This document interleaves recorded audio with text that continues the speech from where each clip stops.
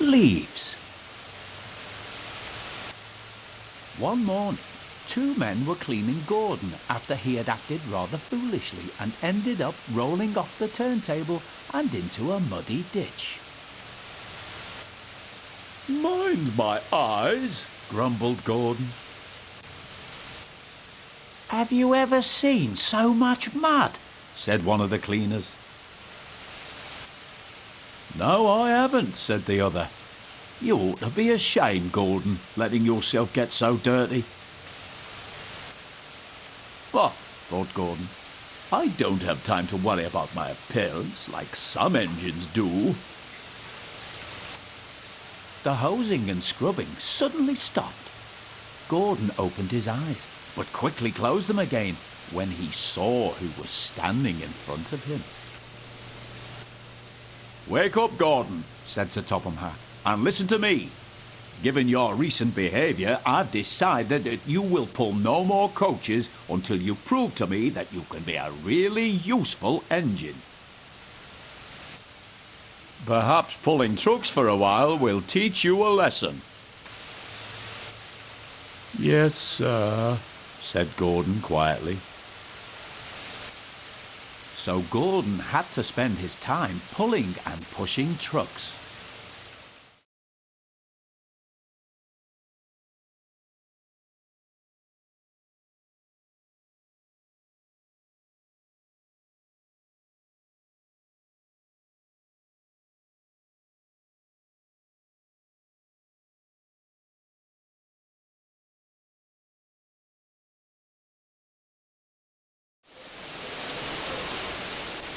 Goods trains, he muttered.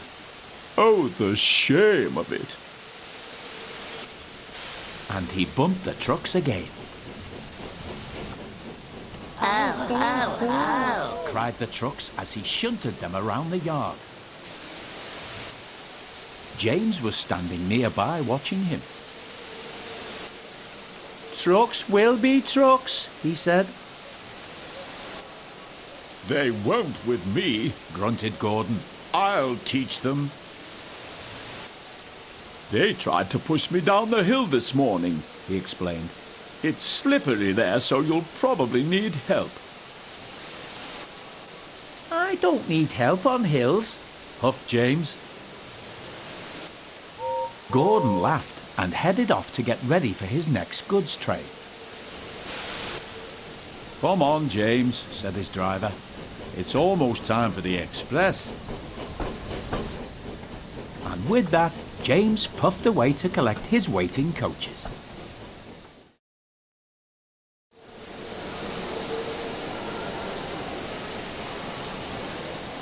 The guard soon blew his whistle and James puffed away. Come on, he puffed to the coaches.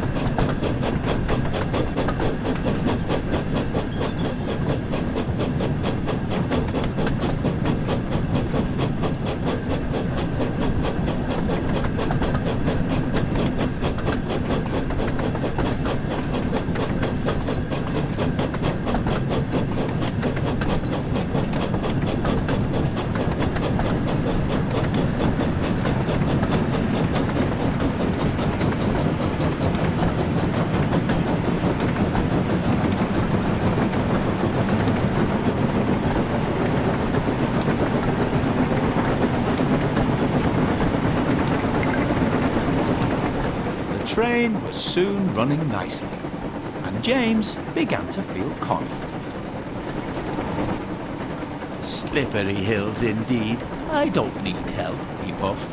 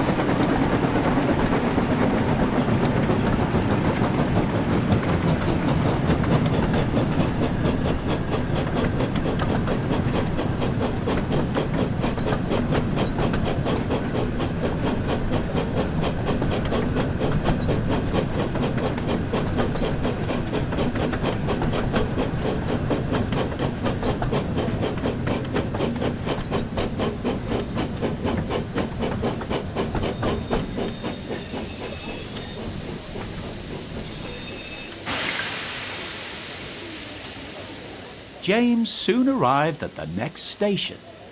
He was feeling very pleased with himself, but he kept thinking about what Gordon had said. "I'll show Gordon who needs help on hills," he said to himself.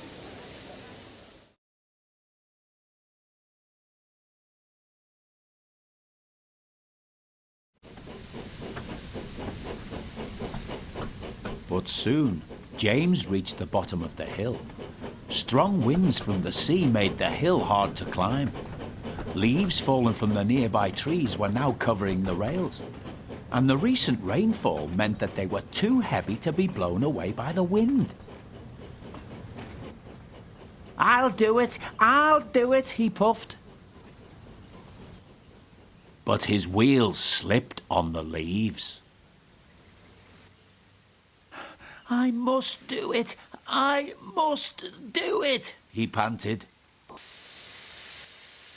But try as he might, his wheels kept on slipping and he couldn't pull the train at all. Help! Help! Cried James. His wheels were turning forwards, but the heavy coaches pulled him backwards, and soon the whole train started slipping down the hill.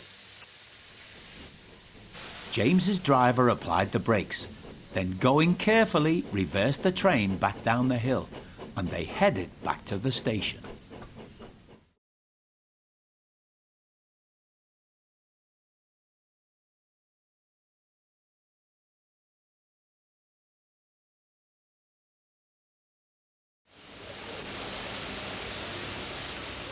When they arrived, they found Gordon waiting, who had seen everything. I thought you said you could climb hills, he chuckled. James didn't answer. He had no steam left to say anything.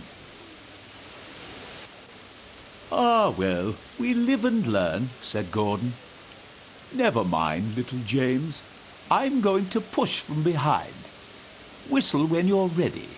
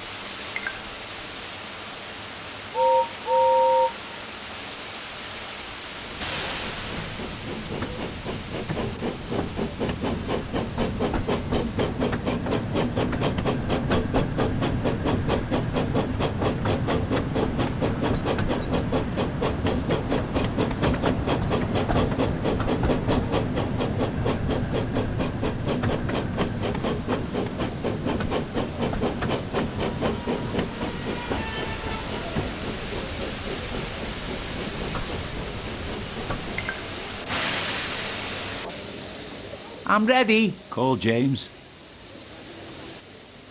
So am I, replied Gordon. Pull hard.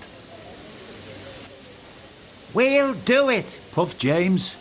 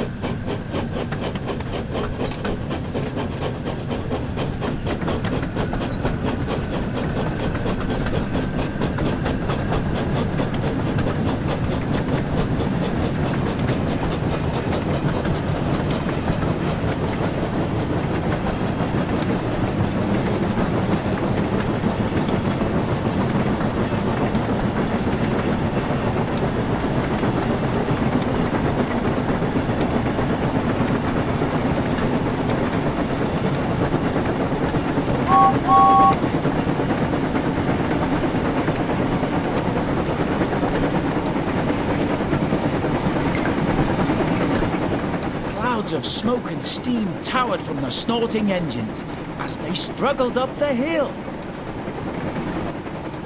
"We can do it," puffed James. We will do it, puffed Gordon. Finally, the two engines reached the top. We've done it! We've done it! They puffed. The two weary engines were puffed out, but they continued onwards to the next station.